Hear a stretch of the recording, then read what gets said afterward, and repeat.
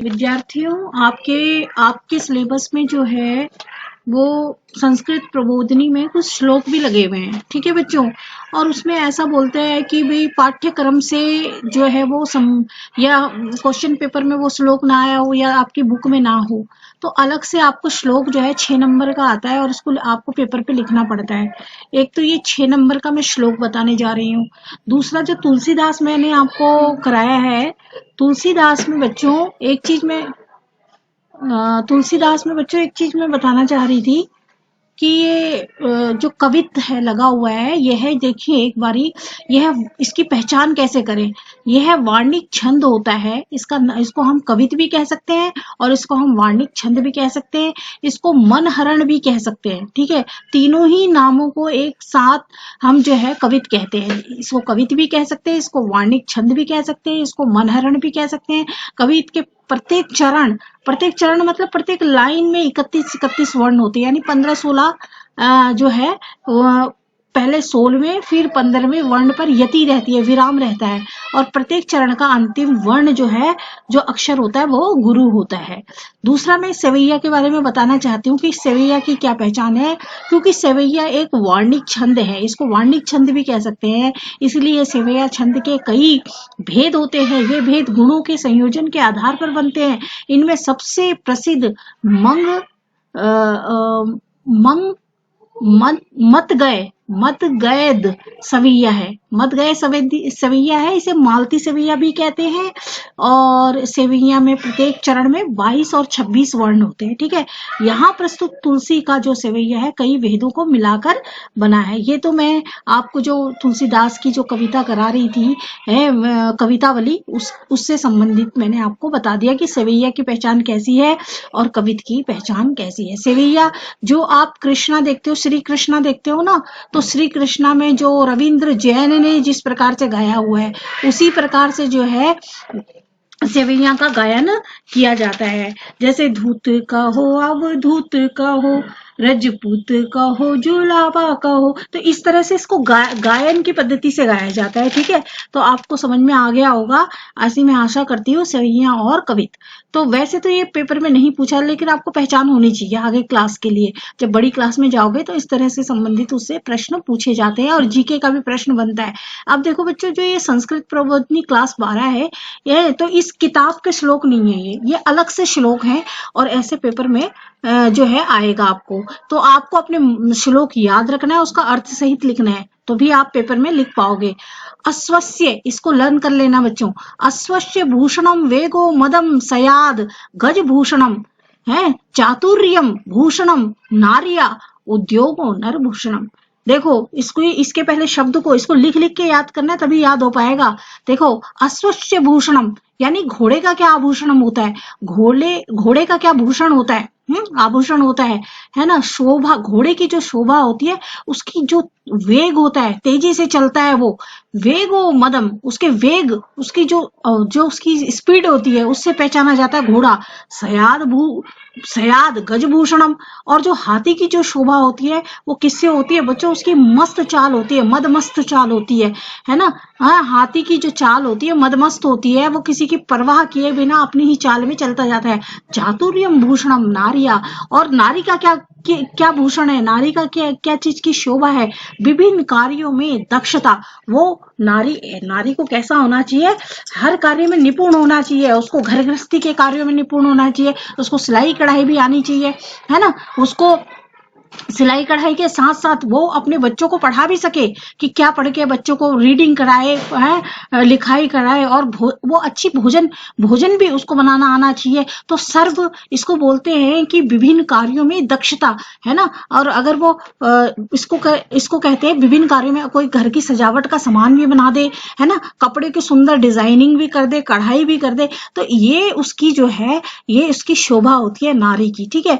उद्योगो नरभूषणम, और जो पुरुष होता है उसकी क्या शोभा होती है, उसके अंदर उद्योगशीलता, मतलब कि व्यापार करने की उसके अंदर जो है काम धंधे की एक्सपर्टनेस होनी चाहिए, है ना। वो उसमें काम धंधे में वो एक्सपर्ट होना चाहिए, कैसे करके जो है घर गृहस्थी के लिए पैसा कमाया जाए इसमें। तो ये आशा कर रही हूँ आपको समझ में आ गया होगा। देखिए, अश्वस्य भूषणम वेगो है, वेगो मदम, मद मदम है, असयाद गजभूषणम, चातुर्य भूषणम नारिया, उद्योग नरभूषणम, घोड़े की शोभा उसके वेगों से होती है और हाथी की शोभा उसकी मदमस्त चाल से होती है।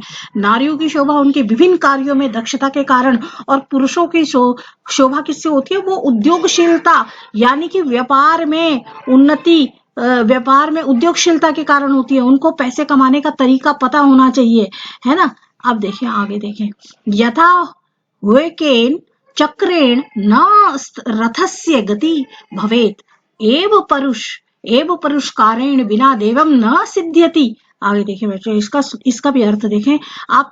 एक श्लोक लिखना है, आप इसको अच्छे से याद करें। जैसे एक पहिए से रथ नहीं चल सकता, ठीक उसी प्रकार बिना पुरुषार्थ के भाग्य की सिद्धि नहीं हो सकती। ये इस श्लोक का अर्थ है। यथा है, यथा होकेन हूर्यकेन, है ना, होइकेन चक्रेन न रथस्य गति भवेत, है ना, जैसे कि एक पहिए से रथ नहीं चल सकता, एव पुरुष कारेण बिना देवम न सिद्ध्यति, और कि ठीक उसी प्रकार पुरुषार्थ मतलब मेहनत के बिना भाग्य सिद्ध नहीं हो सकता। जब तक अब जैसे आप पढ़ो ही नहीं, दिन रात भगवान की पूजा ही करते रहो, भगवान ही हमें पास कर देंगे। अब अभ्यास ही ना करो, लिखने ही ना बैठो, दिन भर गाय भैंसी चराने में लगो, खेती बाड़ी में ही रहे हैं, इधर उधर के कामों में समय को बर्बाद कर डाला और किताब उठा के बिल्कुल देखी नहीं, तो क्या आप पास हो जाओगे? नहीं। ठीक उसी प्रकार अभ्यास और भाग्य तभी साथ देता है इंसान का जब वो पुरुषार्थ करता है, मेहनत करता है अभ्यास द्वारा। अभ्यास का अर्थ है प्रैक्टिस करेगा, और साथ तभी उसका भाग्य जो है उसका साथ देगा। आगे देखें तीसरा श्लोक, ये भी आपको याद करना है और इसके साथ साथ, क्योंकि एक श्लोक करना है, शुभम करोति कल्याणम, आरोग्यम धन संपदा, शत्रु बुद्धि विनाशाय, दीप ज्योतिर्मो स्तुते। देखें, मैं दीपक के प्रकाश को प्रमाण करता हूँ जो शुभता और स्वस्थता, स्वच्छता और समृद्धि लाता है, जो अनैतिक भावनाओं को नष्ट करता है। बार बार दीपक के प्रकाश को मैं प्रणाम करता हूँ। ये भी आप याद कर लेना, लिख के है। श्री कृष्णाय वासुदेवाय हरे हरे परमात्मा आत्मने प्रण क्लेशा नाशाय गोविंदाय नमो नमः। हे कृष्णा, हमारे क्लेश का नाश करने वाले चीजों को है, जिन्हें स्मरण मात्र से दुखों से मुक्ति मिलती है, विघ्न बाधाओं का नाश हो जाता है। श्री कृष्ण वासुदेव हरि परमात्मा एवं गोविंद प्रति बार बार नमस्कार, है ना। इसमें ईश्वर को याद करने का कोई एक श्लोक अच्छे से याद कर लेना और खूब बार बार प्रैक्टिस करना। 2 श्लोक, वसुदेव सुतम देवम कंस चारूण मर्दनम, देवकी परमानंदम, कृष्ण वंदे जगत गुरु।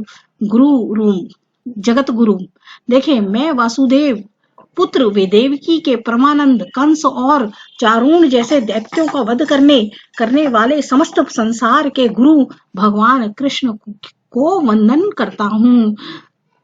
देखे, सरस्वती नमस्तुभ्यं वरदे कामरूपिणी विद्या आरंभम करिष्यामि सिद्धि भवतु मे सदा। मैं सबकी कामना पूर्ण करने वाली माता सरस्वती आपको नमस्कार करता हूँ। मैं अपनी विद्या ग्रहण करना आरंभ कर रहा हूँ, मुझे इस कार्य में सिद्धि मिले। ऐसे करके आपको श्लोक इसको लिख लेना है, जिससे कि सरस्वती नमस्तुभ्यं वरदे कामरूपिणी विद्यारंभम करिष्यामि सिद्धि भवतु मे सदा, कि मैं सबकी कामना पूर्ण करने वाली माता सरस्वती आपको नमस्कार करता हूँ, है ना। तो मैं अपनी विद्या ग्रहण करना आरंभ कर रहा हूँ, मुझे इस कार्य में सिद्धि दे। ये प्रार्थना है बच्चों, इसको आप याद कर लें। माँ भगवती, क्योंकि जो विद्या की देवी होती है ना, तो भारतीय जो हिंदू धर्म के अनुसार माँ सरस्वती, माँ शारदा, माँ वाणी, माँ भारती, है ना, उनको जो है ज्ञान की देवी माना गया। तो उनकी स्तुति की है कि वे मुझे ज्ञान दें, बुद्धि दें, है ना। इस तरह से मैं विद्या अपनी आरंभ कर रहा हूँ, मेरे अंदर जो है सद्बुद्धि डालें और मैं इसको कार्य को पूरा कर सकूं। फिर देखो, एक भगवान विष्णु का भी श्लोक है, ये भी देखो, शांताकारम भुजंग शयनम पद्मनाभम सुरेशम, है भगवान विष्णु की स्तुति है। देखो, शांताकारम भुजंग शयनम पद्मनाभम सुरेशम, विश्वधारी गगन सदृशम मेघवर्णम शुभांगम लक्ष्मीकांतं कमलनयनं योगी भी ध्यानम गम्यम गम्यम वंदे विष्णु भव्य भय हरणम सर्वलोकैकथनम। देखिए आगे देखिए, इसका अनुवाद देखिए। मैं भगवान विष्णु को नमस्कार करता हूँ, ठीक है, जो इस सृष्टि के पालक और रक्षक है, जो शांतिपूर्ण है, जो विशाल सर्प के ऊपर लेटे हुए हैं, जिनकी नाभि से कमल का फूल निकला हुआ है, जो ब्रह्मांड का सृजन करता है, जो एक परमात्मा है, जो पूरी सृष्टि को चलाने वाला है, जो सर्वव्यापी है, जो बादलों की तरह सांवरे हैं, जिनकी आंखें कमल के समान हैं, वही समस्त संपत्तियों के स्वामी हैं। योगी जन उनको समझने के लिए ध्यान करते हैं। वह इस संसार के भय का नाश करने वाले हैं। सब लोगों के स्वामी भगवान विष्णु को मेरा नमस्कार। देखिए बच्चों, इस तरह से आप इसको याद कर लेना और लिख भी लेना ताकि आपको आसानी से याद हो जाए। आसान है। शांताकारम भुजंग शयनम पद्मनाभम सुरेशम विश्वधारम गगन सदृशम मेघवर्णम शुभांगम लक्ष्मीकांतम कमलनयनम योगी भी ध्यानम गम्यम वंदे विष्णु भय हरणम सर्वलोकैकथनम। ऐसे करके आप याद कर लेना। मैं भगवान विष्णु को नमस्कार करता हूँ, जो इस सृष्टि के पालक और रक्षक है, जो शांतिपूर्ण है, जो विशाल सर्प के ऊपर लेटे हुए, जिनकी नाभि से कमल का फूल निकला हुआ है, जो ब्रह्मांड का सृजन करता है, जो एक परमात्मा है, जो पूरी सृष्टि को चलाने वाला है, जो सर्वव्यापी है, जो बादलों की तरह सांवरे हैं, जिनकी आंखें कमल के समान है, वही समस्त संपत्तियों के स्वामी है। योगी जन उनको समझने के लिए ध्यान करते हैं। वह संसार के भय का नाश करते हैं। सब लोगों के स्वामी भगवान विष्णु को मेरा नमस्कार। तो इस तरह से बच्चों आपको ये श्लोक जो है लिख लिख के याद करने हैं, और ताकि आपको पेपर के लिए कोई भी एक श्लोक जो आपको पसंद आ रहा हो वो अच्छे से याद कर लो और उसकी लिख लिख के प्रैक्टिस कर लो ताकि आप पेपर में अच्छे से लिख सके। सेवितव्यो महावृक्षु फल छाया समन्ति तरु यदि देवात फलम नास्ति छाया के निर्वायते।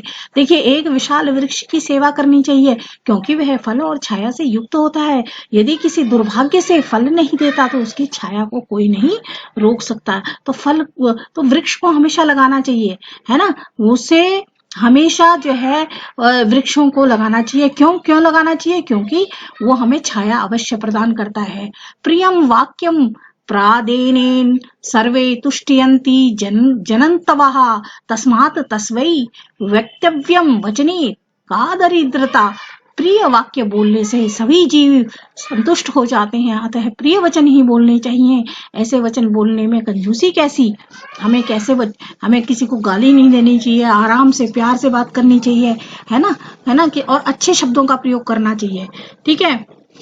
लड़ाई झगड़े वाले शब्दों का प्रयोग हमें नहीं करना चाहिए। मूर्खस्य प च चिन्हानि गर्वो दुर्वचनम तथा क्रोधश्च दृढ़ वादाश्च है परवाक्ये ईश्वर नारदः है। देखें, एक मूर्ख के 5 लक्षण है। वो घमंड में रहता है, दुष्ट होता है ना, वार्तालाप में दुष्ट होता है, ठीक है, क्रोध करता है, जिद्दी होता है, अपनी बात को मनवाना चाहता है और अन्य लोगों के लिए वो उसके मन में कोई सम्मान नहीं होता, ठीक है।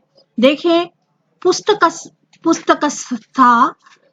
पुस्तकस्था तू या विद्या परहस्तगतम च धनम है कार्यकालेन समुत्पन्ने ना सा विद्या तद न तद धनम। क्या इसका अर्थ है बच्चों? किसी पुस्तक में रखी विद्या और दूसरे के हाथ में गया धन, ये दोनों जब जरूरत होती है तब हमारे किसी भी काम में नहीं आती।